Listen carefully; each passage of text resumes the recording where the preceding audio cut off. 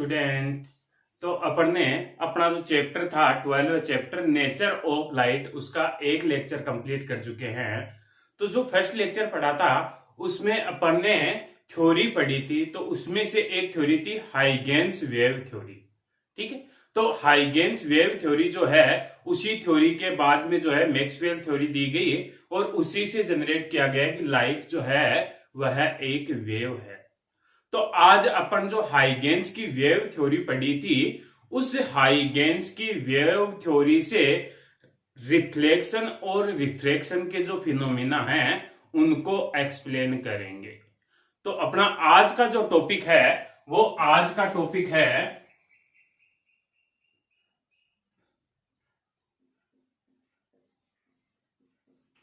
Explain the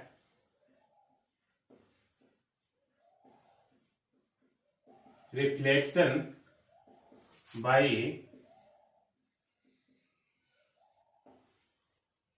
हाइगेन्स theory. तो Huygens की जो थ्योरी है उससे अपन आज रिफ्लेक्शन को एक्सप्लेन कर रहे हैं। पहले तो देखो अपन ने क्या माना, अपन ने एक वेव फ्रंट मान लिया। मान लो यह जो है अपने पास में क्या है, एक रिफ्लेक्टिव सरफेस है MN। इस रिफ्लेक्टिव सरफेस पे जो है एक वेव फ्रंट AB इंसिडेंट हो रहा है। इस तरह से ये इस वेव फ्रंट का A पार्ट हो गया और ये जो है ये B पार्ट और ये A पार्ट। ये कोई वेव फ्रंट AB जो है वो इंसिडेंट हो रहा है। ये जो वेव फ्रंट है ये यहाँ पे I एंगल से इंसिडेंट हो रहा है। तो अब देखो वेव फ्रंट है तो इसका मतलब जब ये A पॉइंट यहाँ पे है तो B पॉइंट यहाँ पे है, दोनों सेम फेज में है। अब B पॉइंट जब यहां से चल करके B से चल करके B डैश तक पहुंचेगा और फिर B डैश से इस तरह से रिफ्लेक्टेड हो जाएगा।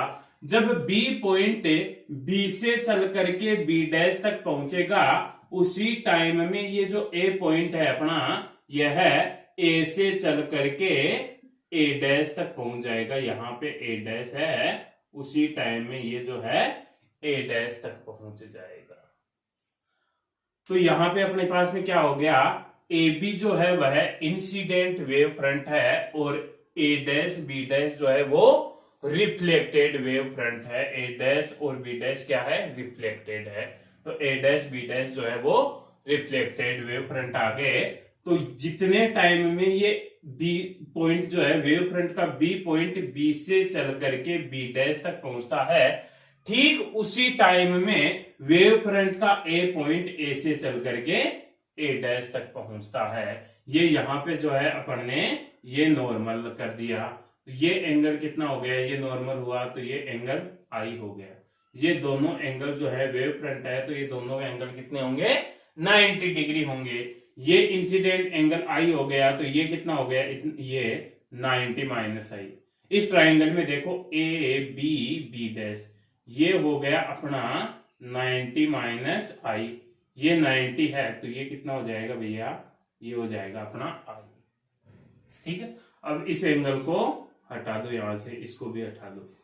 ये जो है अपने पास में नॉर्मल से लेकर के यहां तक का ये कितना है, रिफ्लेक्टिव एंगल है R, है ना, रिफ्लेक्टिव एंगल R।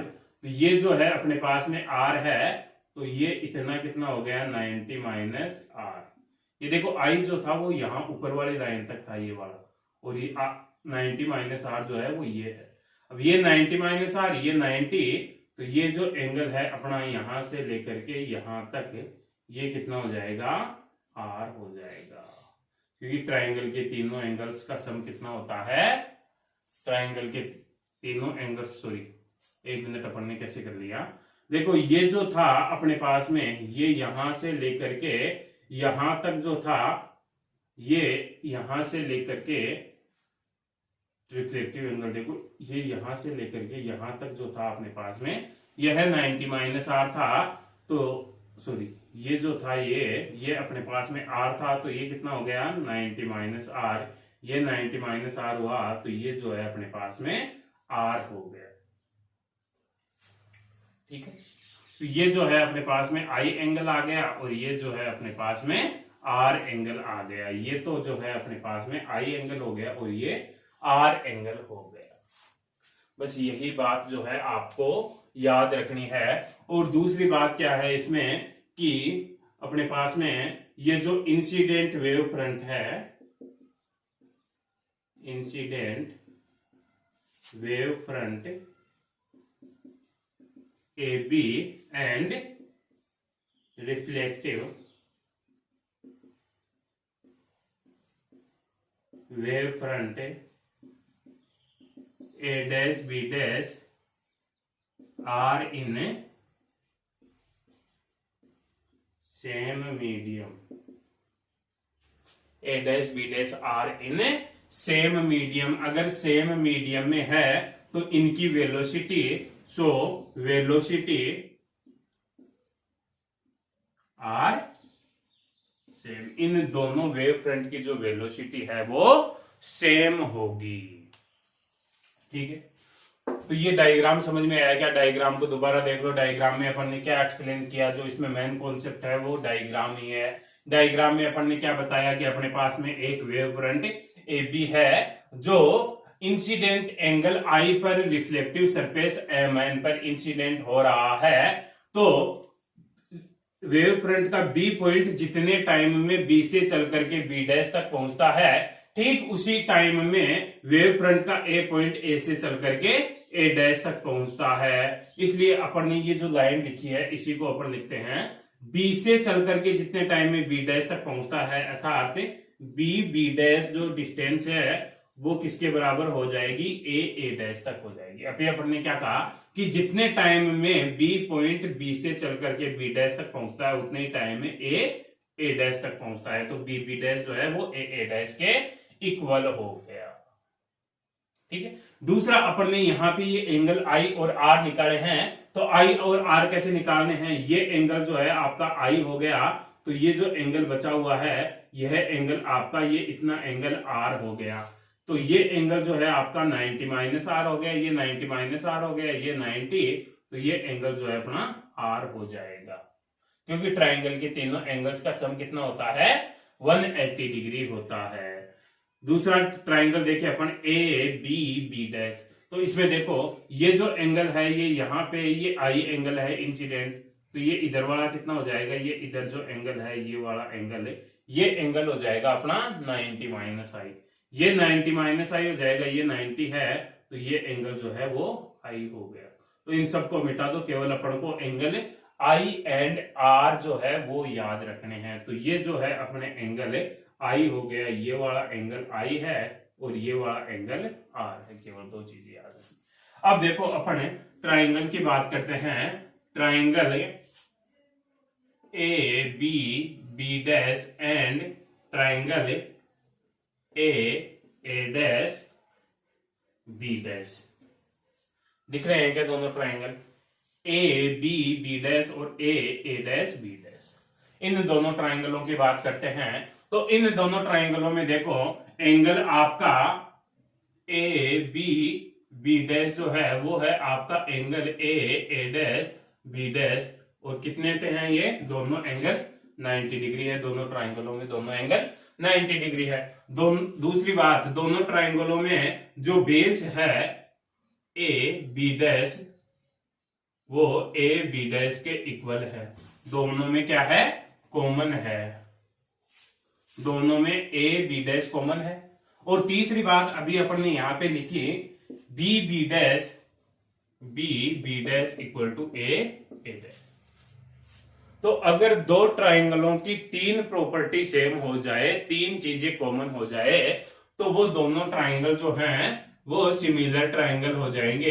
इसलिए ट्राइंगल ए बी डैश जो है वह सिमिलर है triangle A dash B dash. और अपन को पता है सिमिलर ट्राइंगल्स के जो इंटरनल एंगल होते हैं, क्रोस्पोंडिंग इंटरनल एंगल होते हैं, वो भी सेम होते हैं। तो इनके क्रोस्पोंडिंग इंटरनल एंगल कौन सा हो गया, देखो ए बी डैश का इंटरनल एंगल कौन सा, B A B dash, angle B A B dash जो है ये वाला एंगल है, ये वाला angle.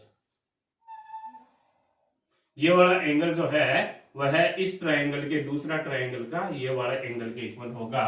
Angle A dash B dash A. B dash जो है वो कितना है एंगल आई, और A dash B dash A जो है वो कितना है angle R. Angle I equal to angle R जो है वो क्या था अपने पास में रिफ्लेक्शन का second law. Reflection second law. दूसरी बात रिफ्लेक्शन का फर्स्ट लॉ क्या था कि incident ray, reflected ray and normal lies in same plane. तो यहां पे अपने पास में क्या कह सकते हैं incident wave front, reflected wave front and normal lies in same plane. तो ये जो है देखो, ये आपको incident wave front A B और reflected wave front A dash B dash और नॉर्मल तीनों बोर्ड पे ही दिख रहे हैं।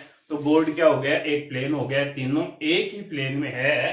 तो ये लिख दिया अपन ने incident wave front, reflected wave front and normal lies in same plane. तो ये दो जो थे यही रिफ्लेक्शन के लॉ थे। तो यहां से अपन ने रिफ्लेक्शन के लॉ को एक्सप्लेन कर लिया। तो ये था अपना रिफ्लेक्शन का लॉ। तो इसको केवल एक बार स्क्रीन को पॉज करके देखना है आपको और दोबारा समझना है। इसका मेन कॉन्सेप्ट जो है वो क्या है, अपन को यह डायग्राम पता होना चाहिए वेव फ्रंट वाला, रिफ्लेक्टेड वेव फ्रंट का आपको डायग्राम पता होना चाहिए। अगर डायग्राम शो कर दिया तो इस डायग्राम में आपको दो ट्राइंगल जो है वह ट्राइंगल इक्वल करने हैं। दोनों ट्राइंगल इक्वल होंगे तो यहां से आप पहले से ही एंगल निकाल सकते हो। इनके क्रॉसपोंडिंग एंगल जो है वो भी सेम हो जाएंगे। तो क्रॉसपोंडिंग एंगल सेम किए अपने, तो अपने पास में आ गया angle i equals to angle r, reflection second law.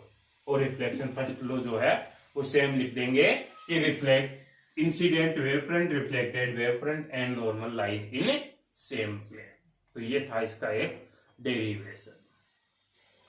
ठीक, तो अब अपन जो है नेक्स्ट रिफ्लेक्शन को पढ़ते हैं। एक बार नोट इसको सबको बाद में करेंगे, पहले रिफ्लेक्शन को पढ़ते हैं अपन।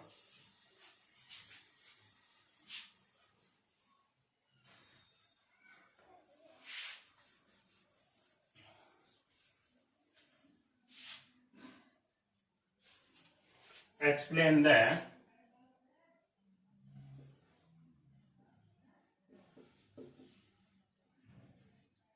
Reflection by Huygens theory. तो देखो अब रिफ्लेक्शन को एक्सप्लेन करते हैं।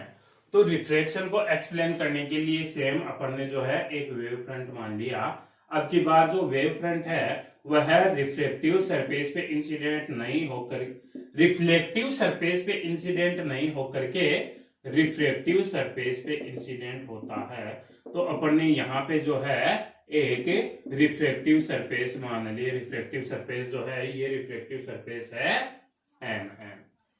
ठीक है, तो ये रिफ्लेक्टिव सरफेस है। तो यहाँ पे अपन ने मान लिया कि यहाँ पे जो है अपना मीडियम 1 है और यहाँ पे जो है अपना मीडियम 2 है। एक वेव फ्रंट है अपने पास में, ये वेव फ्रंट है। ये जो वेव फ्रंट है यह वेव फ्रंट ए से बी की तरफ ट्रेवल कर रहा है। इस वेव फ्रंट का ये जो वेव फ्रंट है अपने पास में एक वेव फ्रंट है ए बी। ये क्या आ गया अपने पास में एक वेव फ्रंट ए बी आ गया। ये जो वेव फ्रंट है यह मीडियम 1 से मीडियम 2 में ट्रेवल करेगा। अब देखो जब वेव एक मीडियम से दूसरे मीडियम में ट्रेवल करती है तो उसकी वेलोसिटी चेंज हो जाती है। तो इस मीडियम में वेव की वेलोसिटी अपन ने v1 मान ली और ये जो मीडियम 1 है इसका रिफ्रैक्टिव इंडेक्स अपन ने μ1 मान लिया। ये जो मीडियम 2 है इसमें वेव की वेलोसिटी v2 और इस मीडियम का रिफ्रैक्टिव इंडेक्स μ2 एज्यूम कर लिया अपन ने। तो ये जो वेव फ्रंट है यह medium 1 wave front A B medium 1 से मीडियम 2 में ट्रेवल कर रहा है। तो वेव फ्रंट का बी पॉइंट जितने टाइम में बी से लेकर के बी डैश तक पहुंचता है, बी डैश तक पहुंचता है, ठीक उसी टाइम में वेव फ्रंट का ए पॉइंट जो है वह ए से चल करके ए डैश तक पहुंच जाएगा। यहाँ पे जो है अपन ने ए डैश मान लिया, ये ए डैश तक पहुंच जाएगा, तो ये इसको जो है ये मिला दिया, तो ये जो है ए डैश बी डैश ये है तो बन गया अपने पास में reflective wave front. A dash B dash जो है वो क्या है, reflective wave front. A B क्या है, इंसिडेंट वेव फ्रंट। और ये जो वेव फ्रंट था यह भी आई एंगल से इंसिडेंट हो रहा था, तो ये एंगल आई था, तो यहां पे भी ये बी का भी ये एंगल कितना हो गया, ये एंगल भी अपने पास में आई हो गया। ये एंगल आई हो गया तो ये एंगल को ध्यान से देखना, ये एंगल आई है तो ये एंगल कितना हो गया बच्चों, ये एंगल हो गया अपना 90 माइनस, ये वेव फ्रंट है तो ये यहाँ पे 90 डिग्री और यहाँ पे भी 90 डिग्री, ये 90 माइनस आई, ये 90, तो ट्राइंगल का थर्ड एंगल कितना हो जाएगा, 3i हो जाएगा। क्यों, क्योंकि ट्राइंगल के तीनों एंगल्स का सम कितना होता है 180, तो ये i हो गया, इन सबको मिटा दो। ये है रिफ्लेक्टिव एंगल r है, तो ये कितना हो गया, ये हो गया 90 माइनस r, ये 90 माइनस r है, ये 90, तो ये एंगल कितना हो जाएगा r हो जाएगा। इनको भी सबको वापस है मिटा, तो अपन को दो एंगल मिल गए, एंगल I मिल गया और एंगल R मिल गया, एंगल I और एंगल R अपने पास में अवेलेबल हैं। दूसरी देखो, ये है B से लेकर के B डैश तक की डिस्टेंस कितनी होगी भैया, मान लो B से B डैश तक चलने में T टाइम लगता है, कितना टाइम लगता है, T टाइम लगता है, तो अपन कह सकते हैं B डैश जो होगी वह कितनी होगी, डिस्टेंस जो है वो क्या होती है, वेलोसिटी इनटू टाइम। यहाँ पे वेलोसिटी कितनी है v1, तो v1 और टाइम कितना लगा t, तो a डैश कितना हो जाएगा, a डैश हो जाएगा, मीडियम 2 में वेलोसिटी कितनी है v2, और ठीक उसी टाइम में जितने टाइम में b से b डैश तक चलता है उतने ही टाइम में a पॉइंट a से a डैश तक चलता है, तो टाइम तो वही रहेगा t। तो b डैश की जो वैल्यू है वो आ गई अपने पास में v1t और a डैश की वैल्यू जो है वो आ गई v2t। अब देखो यहां से आप मेरे को साइन i की वैल्यू बता दो। साइन क्या होता है, साइन क्या होता है, परपेंडिकुलर अपॉन हाइपोटेनियस, तो ये एंगल अपने पास में i है तो परपेंडिकुलर क्या हो गया bb डैश, हाइपोटेनियस क्या हो गया 90 के सामने वाला, ये 90 है तो इसके सामने वाला ये a b डैश। इसी तरह से आप मेरे को साइन r की भी वैल्यू बता दो। ये है एंगल जो है अपना, ये है r है, तो साइन r भी क्या हो जाएगा परपेंडिकुलर अपॉन हाइपोटेनियस, परपेंडिकुलर क्या है a dash, a dash, hypotenuse क्या है 90 के सामने वाला a b डैश। चलो अब अपन जो है वो करते हैं sine i upon sine r। Sine i जो है वो है अपना b dash upon a b dash upon a dash upon a b dash. तो देखो ये जो है a b डैश से कैंसिल आउट हो गया, अपने पास में क्या बचा b dash upon a dash. b dash की वैल्यू कितनी थी v1t अपॉन a डैश की v2t, t से t कैंसिल आउट तो क्या बचा v1 अपॉन v2। चलो आगे चलते हैं, refractive index.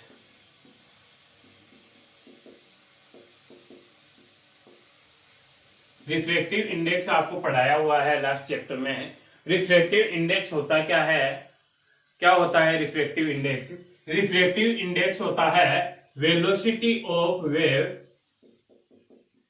City of wave in vacuum upon velocity of wave in medium. अपन ने जो लास्ट चैप्टर में पढ़ा था वहां पे पढ़ा था velocity of light in vacuum, velocity of light in medium.